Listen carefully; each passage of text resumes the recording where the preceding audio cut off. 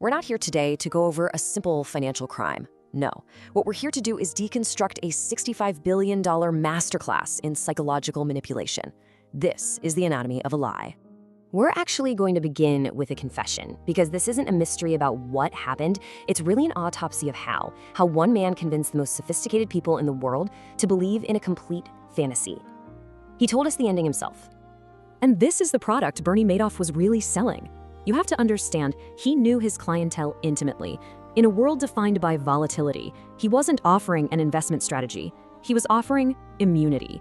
Immunity from reality itself, and that is the ultimate luxury. Now, to acquire this luxury, you first had to be deemed worthy. This was never an open invitation.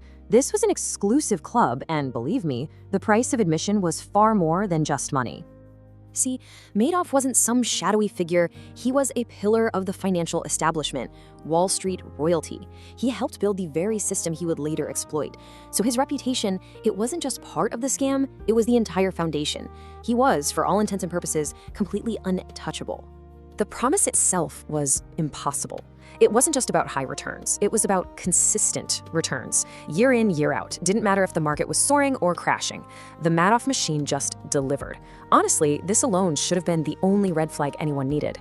And how did he pull off this miracle? Well, the official story was this: the split strike conversion strategy.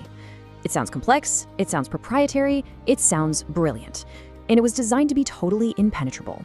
A black box that you simply had to trust. So what was the secret? What was the engine that was powering these impossible returns?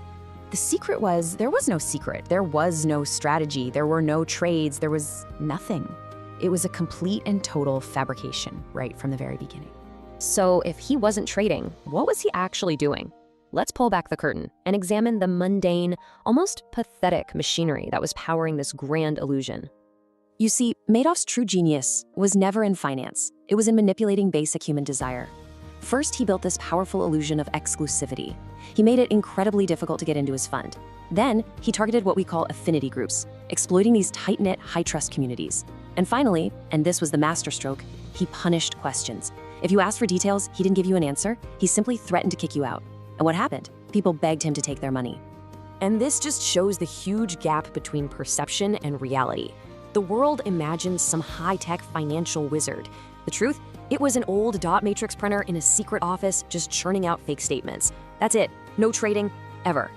The crazy thing is, this lie could have been stopped. For nearly a decade, one man, Markopolos, was basically screaming that the numbers didn't add up. They were impossible. He sent detailed reports to the SEC, mathematically proving it was all a fraud. But they were just blinded by Madoff's unimpeachable reputation.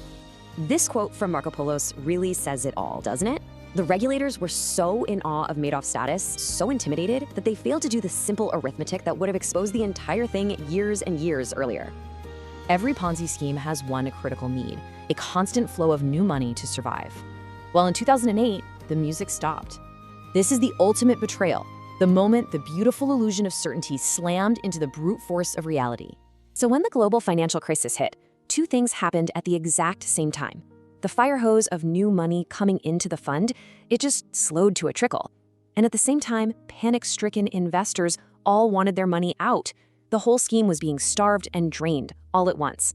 $7 billion. Just think about that number. That was the value of the redemption request that suddenly landed on Madoff's desk. It was money that he simply did not have. And that was it. For the very first time, the money going out was more than the money coming in. The machine just ground to a halt. With no new money to pay off the old investors, the lie had finally run its course. And this was the final tally of the phantom wealth he had created on paper. Almost $65 billion. It's a number so vast it almost feels abstract. But let me tell you, its impact was painfully real. Because behind those billions were people, retirees who lost absolutely everything, charitable foundations that did incredible work, like Elie Wiesel's Foundation for Humanity, just erased overnight. This wasn't just a financial loss, it was the total destruction of security, of trust, and of lifetimes of hard work. So here's the final ledger. Madoff got the maximum sentence. He died in prison.